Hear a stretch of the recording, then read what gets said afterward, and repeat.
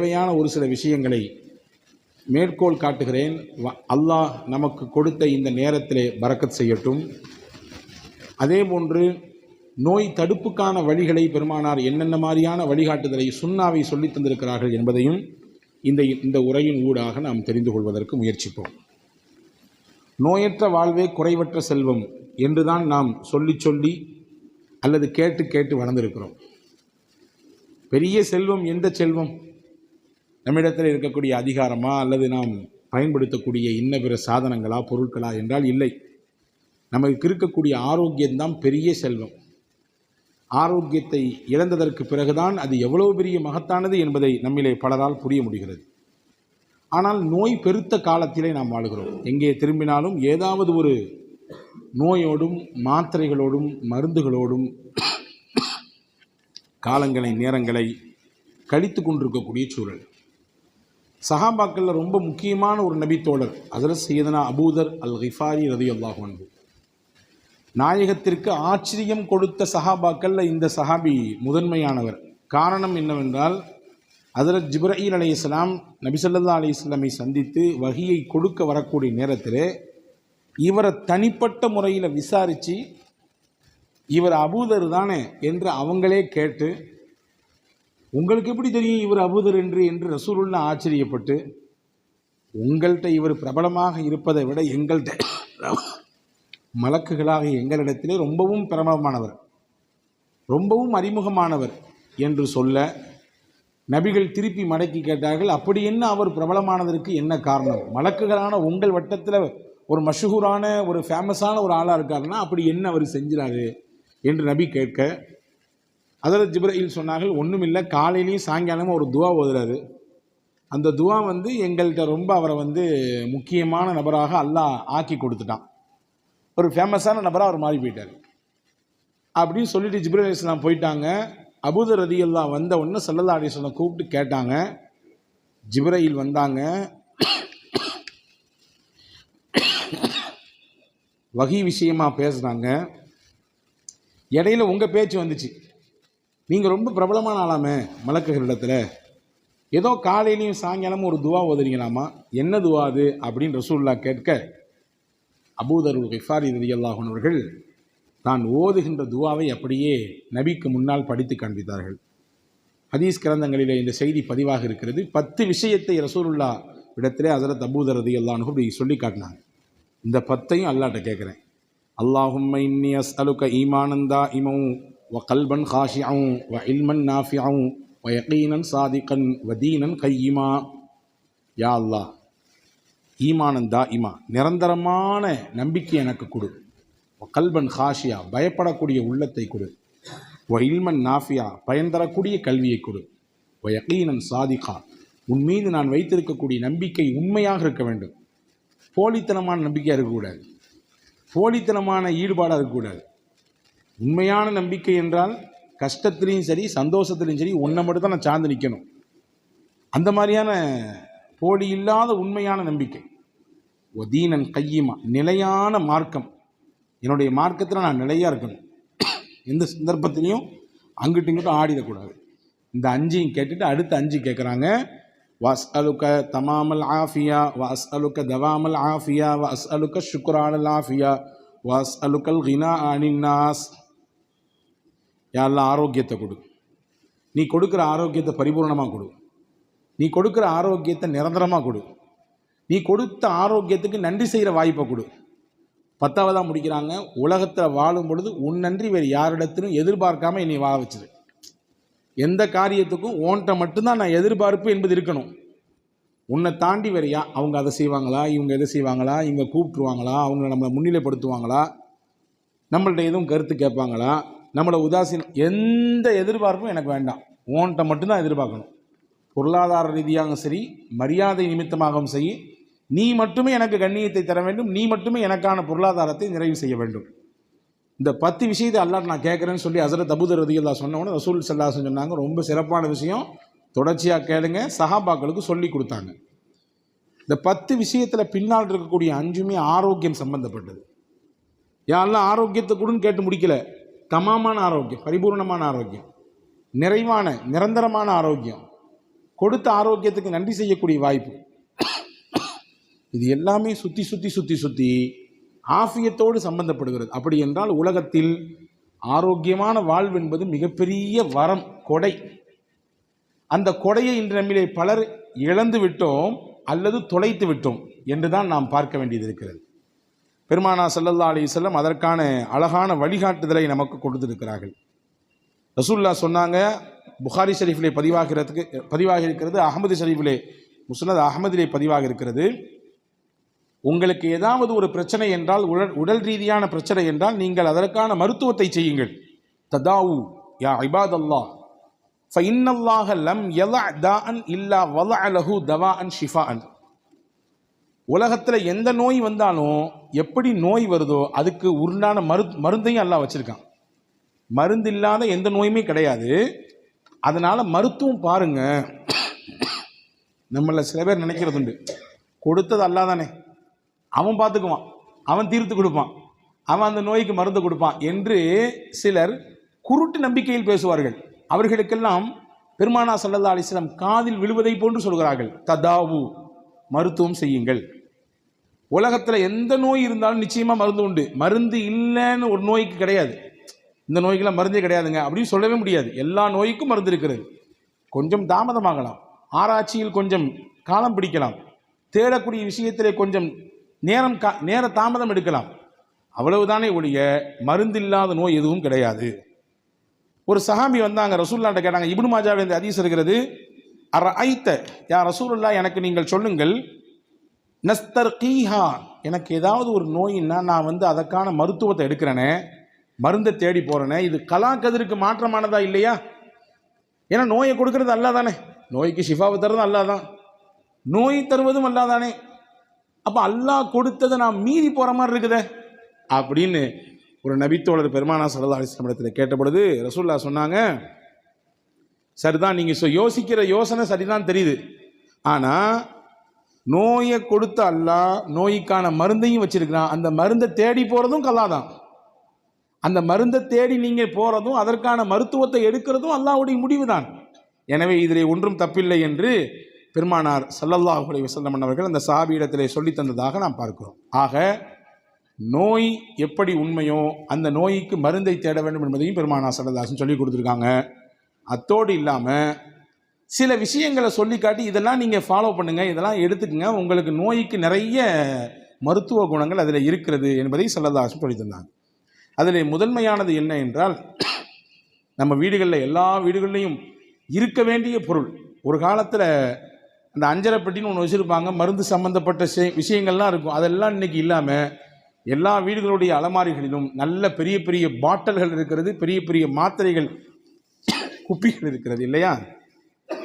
எல்லா வீடுகளிலும் இருந்து வந்தது தேன்.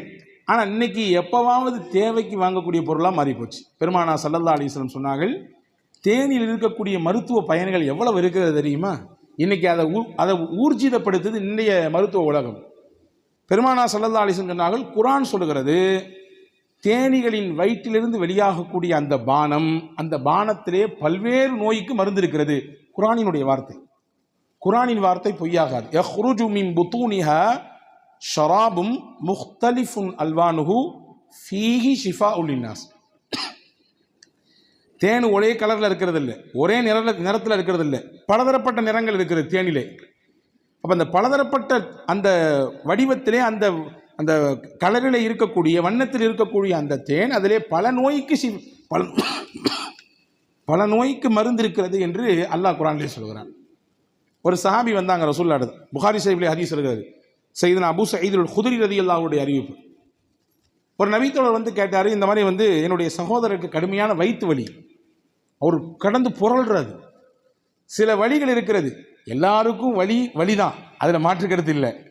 அவங்களுக்கு அவங்களுடைய வலி பெருசு, அதில் எந்த மாற்றுக்கிறது இல்லை. ஆனால் சில வழிகள் நம்மை நிலைகுலைய செய்துவிடும், என்ன செய்யறதுனே தெரியாது. அடுத்த அதில் முக்கியமான தலைவலி வந்தால் அடுத்து ஓடவே ஓடாது எதுவுமே. அந்த வரிசையில் உள்ளது வயிற்று வலி அதிலிருந்து பட்ட சிரமங்களை பார்த்தவர்களுக்கு கண்டிப்பாக தெரியும் இல்லையா? துடிக்கிறார், புழுவா துடிக்கிறார். இப்போ ரசூலுல்லாஹ்ட்ட கேட்டாங்க, யார் ரசூலுல்லாஹ் என்ன பண்ணுறது? இஸ்கி அஸ்லா, தேனை கொடுங்க நாங்கள் சொல்லலாம். தேன் கொடுங்க, வயிற்று வலி தீர்ந்துடும். ஸல்லல்லாஹு அலைஹி வஸல்லம் சொன்னாங்க. மூணு தடவை எடுத்துக்கிட்டாங்க. 3 தடவை கொடுக்க சொன்னாங்க. 3 தடவை கொடுத்தாங்க. வந்தவர் சொன்னார், இன்னும் வயிற்று வலி தீரலையே, நோய்க்கு பரிபூர்ணமான மருத்துவம் கிடைச்சதா தெரியலையே, என்ன யார சொல்லலாம் என்று சொன்ன உடனே ஸல்லல்லாஹு அலைஹி வஸல்லம் சொன்னாங்க, சதகல்லா வ கதப பத்னு அஹீக இஸ்லிஹி அஸ்லா. அல்லாவின் வார்த்தை உண்மையானது, சகோதரருடைய வயிறு தான் பொய் சொல்லுகிறது அப்படின்னாங்க. அல்லாவின் வாக்கு சத்தியம், இதில் நிவாரணம் இருக்கிறது என்று அல்லாஹ் சொல்கிறான். அப்போ உங்களுடைய சகோதரின் வயிறு தான் பொய் சொல்லுகிறது என்றால் என்ன பொருள்?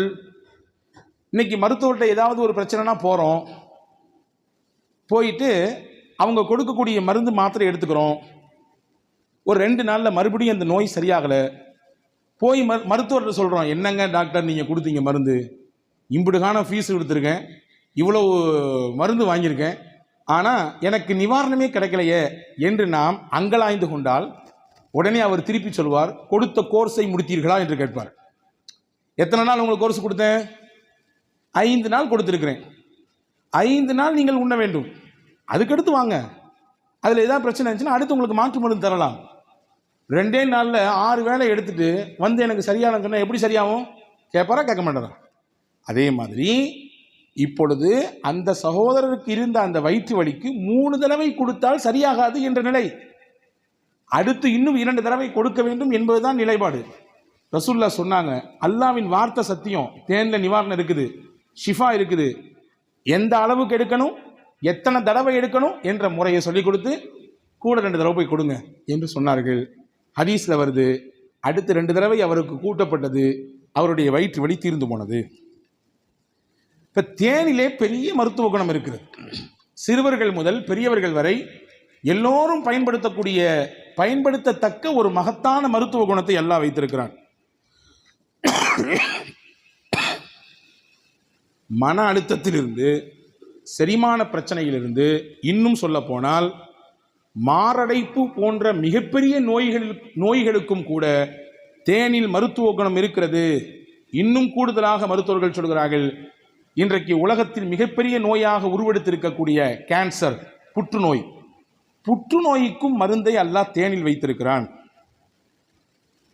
உடல்ல இரத்தம் கட்டித்தன்மையாகிவிட்டால் அப்பொழுதுதான் அடைப்பு ஏற்படுகிறது இல்லையா?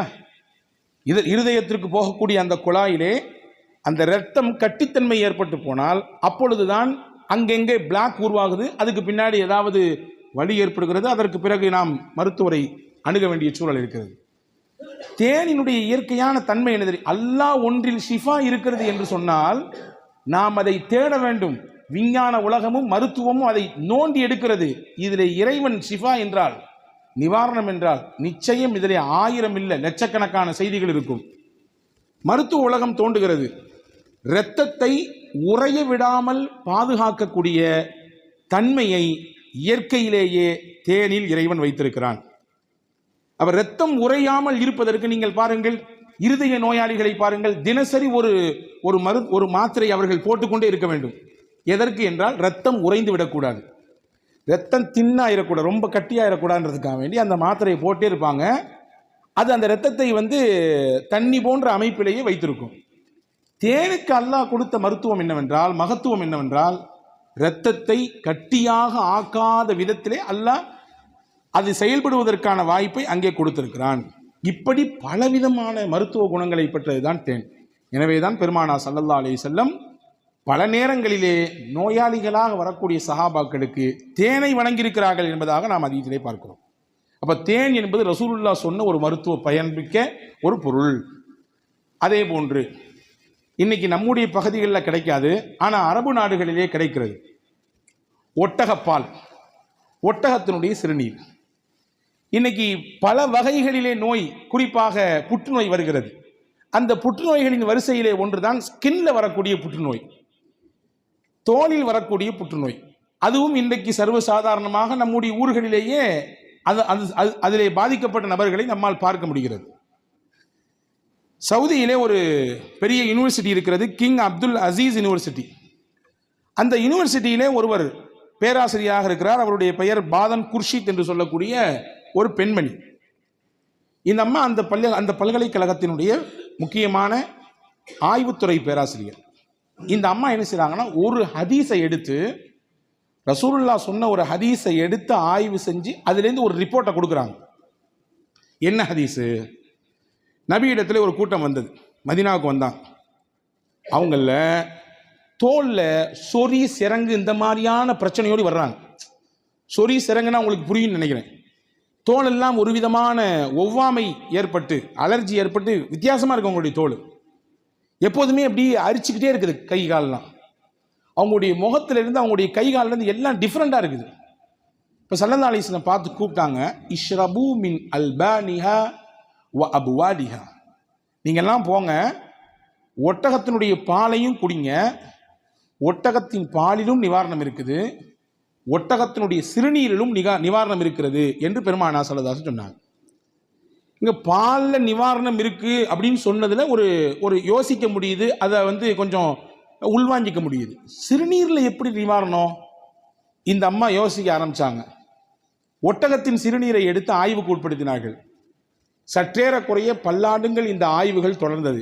கடைசியில் நான் சொல்லுவது ஒரு 7-8 வருடத்திற்கு முன்னால் அந்த அம்மா சப்மிட் பண்ண விஷயத்தை சொல்கிறேன். கடைசியில் அந்த அம்மா அந்த யூனிவர்சிட்டியில் கொண்டு சப்மிட் பண்ணுறாங்க. ஒட்டகத்தினுடைய சிறுநீரிலே கேன்சரை, தோலில் ஏற்படக்கூடிய அலர்ஜி மட்டுமல்ல, தோலில் உருவாகக்கூடிய புற்றுநோயை நீக்குவதற்கான மருத்துவ குணம் அதில் இருக்கிறது. ஏன்னா இறை தூதர் முகமது நபி சொல்லியிருக்கிறாங்க என்று இந்த ஹதீஸை கோட் பண்ணி, இதிலிருந்து நான் ஆய்வை தொடங்கினேன், இதிலிருந்து என்னுடைய ஆராய்ச்சியை தொடங்கினேன். கடைசியில் தோல் அலர்ஜியை மட்டுமல்லாமல் தோலில் ஏற்படக்கூடிய புற்றுநோய்க்குமான மருந்தை ஒட்டகத்தின் சிறுநீர் கொடுக்கிறது என்பதை நான் கண்டறிந்து கொண்டேன். அதை நான் டெஸ்ட்டுக்கு உட்படுத்தினேன். அந்த மாதிரியான பாதிப்புக்கு உட்பட்ட மனிதர்களை அழைத்து நான் அவர்களுக்கு இந்த மருந்தை கொடுத்து பார்த்தேன், நிவாரணம் கிடைத்தது. எனவே இந்த ஆய்வறிக்கையை நான் சமர்ப்பிக்கிறேன் சொல்லி அந்த அம்மா சமர்ப்பித்ததை நம்மால் பார்க்க முடிந்தது. எதுக்கு சொல்ல வர்றேன்னா, ரசூலுல்லாஹ் சொன்ன வார்த்தையில் எவ்வளவு பெரிய மருத்துவ குணம் என்று பாருங்கள். இன்னைக்கு ஒட்டகத்தினுடைய சிறுநீரிலிருந்து, அந்த சிறுநீரில் வரக்கூடிய அந்த துளிகளிலிருந்து சில மாத்திரைகள் தயார் செய்யப்படுகிறது. அது இந்த மாதிரியான பாதிப்புக்கு உட்பட்ட மனிதர்களுக்கு பகிரப்படுகிறது என்பதை எல்லாம் பார்க்கிறோம். இப்போ எதுக்கு சொல்ல வர்றேன்னா, பெருமானாரின் மருத்துவ பார்வையை கவனிக்க வேண்டும். அதே போன்று நம்ம எல்லார் வீடுகளிலும் ஒரு காலத்தில் இருந்திருக்குது, இஞ்சி காய்ந்து போனால் சுக்கு இல்லையா? இந்த சுக்கை பெருமானார் ஸல்லல்லாஹு அலைஹி வஸல்லம் ரசூலுல்லாஹ்வுடைய காலத்திலே பேசியிருக்கிறார்கள். ஹதீஸிலே வந்திருக்கிறது, ஹஜ்ரத் ஸல்லல்லாஹு அலைஹி வஸல்லம் இடத்திலே இங்கிருந்து, அதாவது நம்முடைய இந்திய பகுதியிலிருந்து நாயகத்தை பார்ப்பதற்கு அந்த காலத்திலேயே போயிருக்கிறார்கள். உங்களுக்கு தெரியும் என்று நினைக்கிறேன், தனியாக ஒரு பெருங்கொண்ட வரலாற்று ஆய்வு நூலை இருக்கிறது. சேரமான் பெருமாள் என்பது அந்த புத்தகத்தினுடைய பெயர். நமக்கு பக்கத்தில் இருக்கக்கூடிய அண்டை மாநிலமாக இருக்கக்கூடிய கேரளா, அந்த கேரளத்தை ஆண்ட மன்னர்களின் வரிசையிலே சேரமான் பெருமாள் என்று ஒருவர் இருந்திருக்கிறார். அவர் ரசூலுல்லாவை பார்ப்பதற்காகவே இங்கிருந்து சென்றார். சென்று முகமது நபியை சந்தித்தார். சந்தித்து விட்டு இஸ்லாத்தை ஏற்றுக்கொண்டு தாஜுத்தீன் என்ற பெயரிலே ஊருக்கு வந்தார். வர்ற வழியில் ஓமனில் வைத்து அவருடைய அஜல் முடிந்து விட்டது, இறந்து போய்விட்டார். இன்னைக்கும் ஓமனினுடைய ஒரு கடற்கரை நகரமாக இருக்கக்கூடிய சலாலா என்ற பகுதியிலே அவரை அடக்கி வைத்திருக்கிறார்கள். அவருடைய மக்பரா அங்கதான் இருக்குது. நான் எதுக்கு இதை சொல்ல வரேன்னா, ரசூலுல்லாவை சந்திக்க போன இந்த சேரமான் பெருமாளாக போனார். திரும்பி வரும் பொழுது தாஜுத்தீனாக வந்தார். போகும்போது ரசூலுல்லாஹ்க்கு நிறைய கிஃப்ட் கொண்டு போனார். அவர் கொண்டு போன கிஃப்ட்ல ஒன்று தான் சுக்கு. நம்ம சளி இந்த மாதிரியான முக்கியமான சமயங்களில் பயன்படுத்தக்கூடிய அந்த பொருளை ரசூலுல்லாஹ்ட்ட கொண்டு போய் கொடுத்தாரு. ஒரு நீண்ட பெரிய வரலாறு. அவரினுடைய ரசூலுல்லாஹ்வினுடைய சந்திப்புக்கு பிறகுதான் இஸ்லாம் இங்கே இந்திய மண்ணிலே துளிர்க்க ஆரம்பித்தது. சொல்ல போனால் இந்தியாவினுடைய முதல் பள்ளிவாசல் இன்னைக்கும் கேரளத்திலே கொடுங்கலூர் என்று சொல்லக்கூடிய இடத்துல இருக்குது. அந்த பள்ளிவாசலுக்கு பேரே மஸ்ஜிதே சேரமான் பெருமாள், அவருடைய பேரில் தான் கட்டப்பட்டிருக்கிறது. அவர் போய் ரசூலுல்லாஹ்ட்ட கொடுத்தார், அந்த சுக்கை கொடுத்தார். ரசூல் ஸல்லல்லாஹு அலைஹி வஸல்லம் அதை வாங்கி கொண்டு ஸல்லல்லாஹு அலைஹி வஸல்லம் சொன்னார்கள். ஹாக்கிமிலே இந்த ஹதீஸ் வந்திருக்கிறது, முஸ்ததரக்கிலே இந்த ஹதீஸ் வந்திருக்கிறது.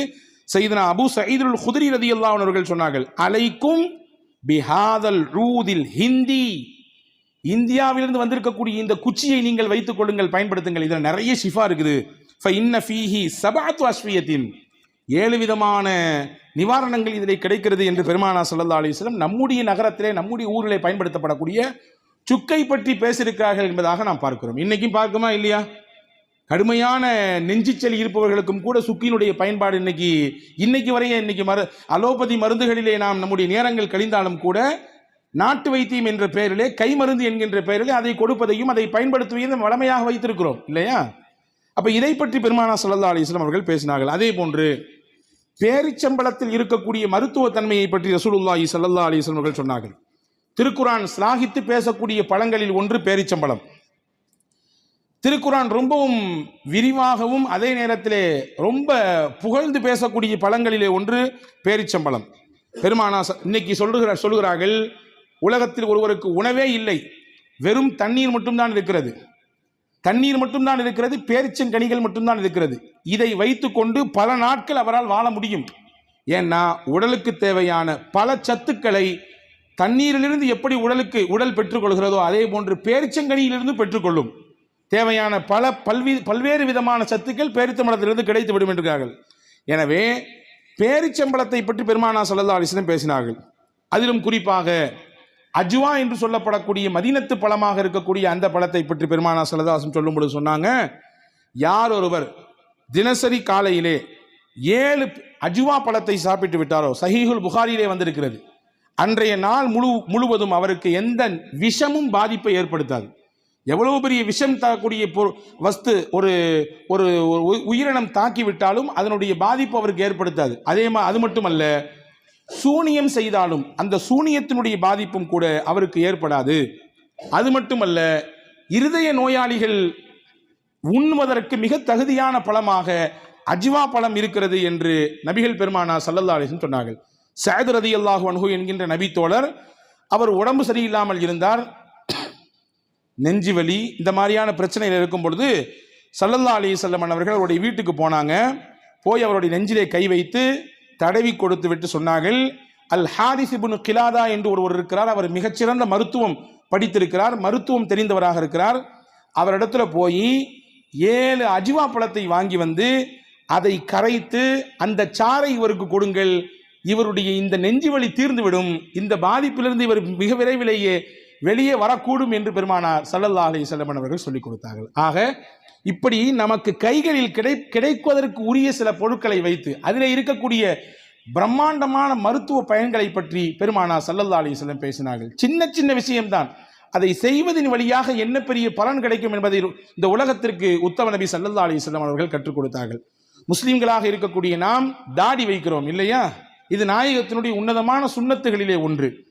மீசையை கத்தரியுங்கள் என்றார்கள் பெருமானார். நாயகத்தின் ஒவ்வொரு வார்த்தையிலும் மருத்துவம் இருக்கும், விஞ்ஞானம் இருக்கும், ஆய்வு இருக்கும். மீசையை கத்தரித்துக் கொள்ளுங்கள், தாடியை வளர்த்துக் கொள்ளுங்கள் என்றார்கள். என்ன மீசையை கத்தரிக்க வேண்டும், தாடியை வளர்க்க வேண்டும்? இன்று அறிவியல் சொல்கிறது, மீசையை எவரொருவர் அதிகமாக வளர்க்கிறாரோ பல்வேறு விதமான தூசுகள், இன்னும் உடலுக்கு தேவைப்படாத பல கிருமிகள் மீசையில் போய் ஒட்டி கொள்ளும். அவர் குடிக்கக்கூடிய பானம் அல்லது குடிக்கக்கூடிய பொருட்களின் வழியாக அது உள்ளே இறங்கி வயிற்றுக்கும் உடலுக்கும் கேடை கொடுக்கும். எனவேதான் ரசூலுல்லாஹ் மீசையை கத்தரிக்க சொன்னாங்க. தந்தை பெரியாரை பற்றி படிக்கும் பொழுது அவர் பெரிய மீசை வைத்திருப்பார், தெரியும், தாடியும் வைத்திருப்பார், பெரிய மீசையும் வைத்திருப்பார். அவர் மூக்கு பொடி போடுகிற பழக்கம் அவருக்கு உண்டாம். மூக்கில் அந்த பொடி போடுவாங்கல்ல ஒரு காலத்தில், அந்த பழக்கம் உண்டு. அப்படி போட்டுட்டு கட்சி போச்சு தொடச்சுக்குவார். முஸ்லீம்கள் பெருவாரியாக வசிக்கக்கூடிய ஒரு ஊருக்கு அவர் நோன்புக்கு போகிறார். இஃப்தாருடைய சமயம் அது. இஃப்தாரில் கஞ்சி கொற்றால நோன்பு கஞ்சி குடிக்கும் பொழுது அவர் சொல்கிறார், என்னையா நோன்பு கஞ்சி ஃபுல்லாக ஒரே மூக்குப்பொடி வாடையாக அடிக்குது, உங்கள் நோன்பு கஞ்சியில் மூக்குப்பொடியை வேற சேர்த்துக்கிட்டீங்களா அப்படின்னு கேட்டாராம். உடனே பக்கத்தில் இருக்கக்கூடிய ஒரு மார்க் அறிஞர் சொன்னாராம், மூக்குப்பொடிங்கிறது நோன்பு கஞ்சியில் போடல, உங்கள் மீசையில் ஒட்டிருக்கக்கூடிய மூக்குப்பொடி தான் நீங்கள் குடிக்கக்கூடிய கொற்றால வந்திருக்குது. அதனால தான் எங்கள் நபி சொன்னாங்க மீசையை கத்துறீங்க, தாடியை வளங்கன்னு. உங்கள் நபி மீசையில் கூட விட்டு வைக்கலையா, மீசையில கூட விஷயத்தை விட்டு வைக்கலையா அவங்க நபி என்று தந்தை பெரியார் கேட்டதாக ஒரு செய்தி இருக்கிறது. எதுக்கு சொல்லுகிறோம் என்றால், மீசையை கத்தரித்தல் என்பது ஒரு செய்தி, ஆனால் அதுக்கு பின்னாடி இருக்கக்கூடிய மருத்துவ குறிப்பை இன்று உலகம் பார்க்கிறது. தாடியை வளர்ப்பது என்பது ஒரு செய்தி, ஆனால் அதற்கு பின்னால் இருக்கக்கூடிய பயன்கள் என்ன?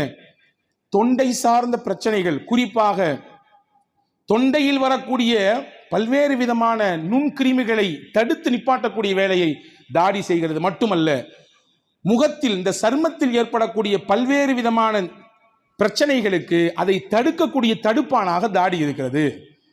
ஒருத்தர் கிளீன் ஷேவ் பண்ணிட்டே இருக்கிறாரு, தொடர்ச்சியாக பண்ணுகிறார் என்றால் மருத்துவம் சொல்லுகிறது அப்படியே அவர் செய்து கொண்டே இருந்தால் அங்கே இருக்கக்கூடிய அந்த செல்கள் எல்லாம் ஒரு கட்டத்திலே செத்து செத்து அங்கேயே மடிந்து போய்விடும்.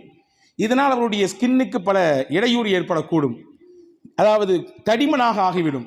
சாஃப்டாக இருக்கக்கூடிய அந்த ஸ்கின்னினுடைய நிலைமை கொஞ்சம் தடித்து போய்விடும். தொடர்ந்து அவருடைய முகத்தில் அந்த கெட்ட செல்கள் இருக்க இருக்க இந்த மாதிரியான பிரச்சனைகள் எல்லாம் ஏற்படும் என்று கூட மருத்துவ உலகம் சொல்லுகிறது. குறிப்பாக தொண்டையில் வரக்கூடிய கேன்சரை தடுக்கக்கூடிய வேலையை தாடி செய்கிறது. எனவே தாடி வைக்க பெருமானார் சொன்னார்கள் என்று மருத்துவம் சொல்லுகிறது இல்லையா? நீங்கள் சிறுநீர் கழிக்க செல்கிறீர்கள், அமர்ந்து கழியுங்கள் என்று மார்க்கம் ரசூலுல்லாவின் வழியாக கற்றுத்தருகிறது. அமர்ந்து கழியுங்கள். அமர்ந்து கழிப்பதின் வழியாக என்ன கிடைக்கும்? அதனுடைய மருத்துவ குறிப்பை இன்று மருத்துவர்கள் சொல்கிறார்கள். சாப்பிடும் பொழுது கை கழுகிக் கொள்ளுங்கள். கை கழுகும் தினம் என்று ஒரு தினம் இருக்கிறது. உலகத்திலேயே வேர்ல்டு ஃபுல்லா ஃபாலோ பண்றான். கை கழுகும் தினம் என்று ஒரு தினத்தையே வைத்திருக்கிறான். எனக்கு குறிப்பாக அந்த நாள் எந்த மாதம் என்பதை என்னுடைய ஓர்மையில் இல்லை. ஆனால் உலகம் முழுக்க ஒரு நாளை குறிப்பிட்டு இந்த நாள் கை கழுவும் தினம், அது குறித்த அவேர்னஸை, கை கழுவும் சுத்தமாக வச்சுக்கிறது எவ்வளவு முக்கியமானது என்பதை சொல்லித் தருகிறான் பெருமானார் ஸல்லல்லாஹு அலைஹி வஸல்லம். தூங்கி எந்திரிச்ச உடனே முதல்ல ஒருத்தர் செய்ய வேண்டிய வேலை என்ன? பிரஷ் பண்றதா? இல்லை, 2 கையையும் கழுகுறதுன்னு நாங்கள் சொல்லலாம். 2 கையும் ஃபர்ஸ்ட் கழுகுங்க, அதுக்கு பின்னாடி பிரஷ் பண்ணுங்க, அதுக்கு பின்னாடி மற்ற வேலையை செய்யுங்க என்று சொல்லி கொடுத்தாங்க. இப்படி பல்வேறு மருத்துவம் சார்ந்த விஷயத்தை, உடல் ஆரோக்கியம் சார்ந்த விஷயத்தை பெருமானார் சொல்லிக் கொடுத்துக்கிறார்கள். அதே போன்று உடலுக்கும் உங்களை சுற்றி இருக்கக்கூடிய பகுதிக்கும் ஆரோக்கிய கேடை தரக்கூடிய விஷயத்திலும் தவிர்த்துங்கன்னு சொல்லி தந்தாங்க. போன வாரம் முழுக்க ஒரு முக்கியமான ஒரு தீர்ப்பின் வழியாக உயிரினங்களின் மீது பரிவு காட்டுகிறோம் என்கின்ற பெயரிலே சிலர் பேசுவதை நாம் சமூக வலைதளங்களிலே பார்த்திருக்கலாம் இல்லையா? உச்சநீதிமன்றம் தலையிட்டு தெருநாய்களுடைய விஷயத்திலே ஒரு தீர்ப்பு கொடுத்தது. தெருநாய்கள் நிறைய பிரச்சனையை கொடுக்குது, நிறைய பேருக்கு ரேபிஸ் தொற்று பரவுகிறது. நீங்க தெருநாய் கடிப்பதை சாதாரணமாக நாம் கடந்துவிட முடியாது. நீங்க கேட்டால் ஆச்சரியப்படுவீங்க. ஒரு வருஷத்துல இந்தியா முழுக்க தெருநாய் கடித்து ரேபிஸ் தொற்றுக்கு ஆளாக இறப்பின் எண்ணிக்கை மட்டும் 20,000 பேர். 20,000 பேர் செத்து போறான். எதுக்கு? நாய் கடித்து அந்த ரேபிஸ் தொற்று ஏற்பட்டு. ரேபிஸ் தொற்று என்றால் 10ஓடு 11 அத்தோடு இது ஒன்று என்று கடந்து போய்விட முடியாது. அந்த தொற்று ஒருத்தருக்கு வந்துருச்சுன்னா அல்லாஹ் பாதுகாக்கணும், நாயின் தன்மை வந்துவிடும். தாகமே எடுக்காது, தண்ணீரை கண்டால் விரண்டு ஓடுவான். அப்படியான தன்மைகள் ஏற்பட்டுவிடும். கடைசியில் அதுவே அவருடைய இறப்புக்கும் காரணமாகி போய்விடும். தமிழகத்தில் மட்டும் இந்த வருடம், இந்த 2025 ஜனவரி 1 இப்ப முடிஞ்சிருக்கக்கூடிய இந்த ஆகஸ்டினுடைய 10ஆம் நாள் வரை தெருநாய் கடித்து பாதிப்புக்குள்ளானவர்களின் எண்ணிக்கை மட்டும் 67,604 பேர். இதுல செத்து போனவங்க, இறந்து போனவங்க எத்தனை பேர் தெரியுமா? 20 பேர் இறந்திருக்காங்க. அப்போ இது ஒரு பிரச்சனை ஆகுது. குறிப்பாக டெல்லி போன்ற பெருநகரங்களிலே பிரச்சனை ஆகுது. யாருமே இதை கண்டுக்க மாட்டாங்க. இதை பத்தி பேசினா ப்ளூ கிராஸ் அது இது ஏதாவது சொல்லி ஜீவகாருண்யம் என்று பேசி ஏதாவது குழப்பத்தை ஏற்படுத்தக்கூடாதுன்னு எல்லாரும் அமைதியா இருக்க உச்சநீதிமன்றம் இந்த விஷயத்தை தானா முன்னிட்டு எடுத்து தெருநாய்களை அடக்கணும், அதுக்கு ஒரு முற்றுப்புள்ளி வைக்கணும், இதுக்கு யாரெல்லாம் இடையூறா இருக்காங்களோ அவங்க எல்லாத்துக்கும் கடுமையான பனிஷ்மெண்ட் கொடுங்க என்று யார் வழக்கை தானாக எடுக்கிறார்? உச்சநீதி. எத்தனையோ வழக்கு இருக்குது, தேவைப்படக்கூடிய விஷயம். இந்த நாட்டில் அவசரமாக தீர்ப்பு சொல்ல வேண்டிய எத்தனையோ விஷயங்கள் இருக்க, இந்த விஷயம் எடுத்து உச்சநீதிமன்றம் இந்த விஷயத்தை வழக்கு கொடுத்து, அதாவது தீர்ப்பை கொடுத்தது. தீர்ப்பு வந்ததுக்கு பின்னாடி பாருங்க, இந்த நாட்டினுடைய அவலத்தை பாருங்கள். மனித உயிர் அடித்து சாவடிக்கிறான், இரத்தத்தோடு செத்து சாவுகிறான் பல இடங்களிலே. முஸ்லிம் என்ற பெயரின் காரணமாக இந்த உணவை சாப்பிட்டான் என்பதனாலே, இந்த இறைச்சியை சாப்பிட்டான் என்பதனாலே கூட்டாக இணைந்து அடித்துக் கொள்கிறான். அப்பொழுதெல்லாம் வாய் துறக்காத இந்த நல்லவக நாய், தெருநாய் விஷயத்திலே ஒரு தீர்ப்பு வந்த பிறகு அப்படி கதறாங்க நிறைய பேர். என்ன கதறு? இப்படி ஒரு தீர்ப்பு எப்படி? ஜீவகாருண்யம் இல்லையா? அந்த அஞ்சறிவு ஜீவனுக்கு என்ன தெரியும்? அதுக்கு ஏதாவது நீங்க இப்படி எடுத்தீங்கன்னா எப்படி? அதை பாதுகாக்கிறதுக்கு யார் இருக்கா என்றெல்லாம் பேசுகிறார்கள். அன்பான சகோதரர்களை, எனவேதான் பெருமானார் ஸல்லல்லாஹு அலைஹி வஸல்லம் அன்னைக்கே சொன்னாங்க, நாய் என்பது வளர்ப்பு பிராணி அல்ல. அதனால் பல பிரச்சனைகள் இருக்கிறது. அதனால் நோய் தொற்று கிருமிகள் அதிகமாக இருக்கிறது. இன்னைக்கு பெத்த பிள்ளையை வளர்க்கறத விட்டுட்டான் நிறைய பேர். தனி ரூம் போட்டு கொடுத்து நாய் வளர்த்துட்டு இருக்கிறான். பணக்காரன நீங்க இதை சாதாரணமாக பார்க்க வேண்டும். ஏழை என்றால் யார், பணக்காரன் என்றால் யார் என்று ஒரு அதாவது ஒரு நகைச்சுவையாக பேசுகிற ஒரு இடத்துல கேட்கப்பட்டதாம், நாயா காசுக்கும் பணத்துக்கும் அலைகிறவன் ஏழை, டெய்லி நாய் கூட அலைகிறவன் பணக்காரன். எவன்லாம் நாய் கூட தினமும் அலைகிறானோ அவன், அதாவது எல்லாரும் இதை தப்பா அது இயல்பாக சொல்லுகிறார். அப்போ நாய்க்கு தருகிற மரியாதை மனிதர்களுக்கு இல்லை. இன்னைக்கு நிறைய இடத்துல ஏசி ரூம் போட்டு பாதுகாக்கிறான். அதுக்கு கொடுக்கக்கூடிய உணவினுடைய அந்த அளவை பார்த்தால், அதனுடைய வெயிட்டை பார்த்தா, அல்லாஹு அக்பர், நாம் எல்லாம் பல மாதங்கள் சம்பாதித்தால் தான் அந்த ஒரு ஒரு ஒரு ஒரு வேளை உணவு அல்லது ஒரு வாரத்தினுடைய உணவுக்கான காஸ்ட் இருக்கும் போல தெரியுது. இதனால்தான் பெருமானார் ஸல்லல்லாஹு அலைஹி வஸல்லம் சொன்னாங்க, அந்த நாயினுடைய அந்த எச்சில் அல்லது அந்த நாயினுடைய நாக்கு ஒரு பொருளில் பட்டுவிட்டால் 7 தடவை கழுவுனாங்க. அந்த 7ல் ஒரு தடவை மண்ணு போட்டு கழுவுனா. இதுலேயும் மருத்துவ குணம் இருக்குது. இன்று அறிஞர்கள் மருத்துவர்கள் சொல்கிறார்கள், நாய் கடிக்கு அல்லது நாயினுடைய அந்த நாவு பட்ட இடத்திற்கான தீர்வு மண்ணு தான்றாங்க. மண்ணை போட்டு தேய்ச்சாதான் அதுக்கு சரியான முறையில் ஒரு மாற்றம் கிடைக்கும் என்கிறார்கள். ஆக பெருமானார் ஸல்லல்லாஹு அலைஹி வஸல்லம்